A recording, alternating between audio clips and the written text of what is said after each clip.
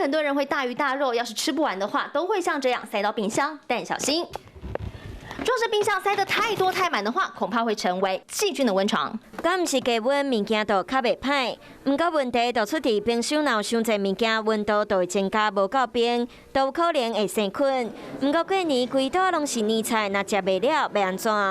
煮了一锅鸡汤，那汤很多，你怎么喝都喝不完。那我建议呢，就把它捞起来，然后把骨头拆掉，然后剩下肉的话，然后再这样一点点汤，大家要分食很容易。如果是卤肉的话，你可以把一些肥的皮啊先去掉，好，然后呢就是剩下一小碗，然后汤汁尽量不要留，好，因为我们知道汤汁重复卤煮其实很容易产生一些有毒物质。有汤的物件若订几啊摆，要是较袂青，甚至有可能产生毒素。很多妈妈都认为东西放到冰箱去就不会坏掉，其实这个观念是不对的。冰箱它是温度低，所以呢可以延缓细菌生长的时间，但是它没有杀菌功能，不是所有东西一放冰箱就不会坏。莫甲所有物件拢放伫冰箱，冰箱的保存嘛有撇步，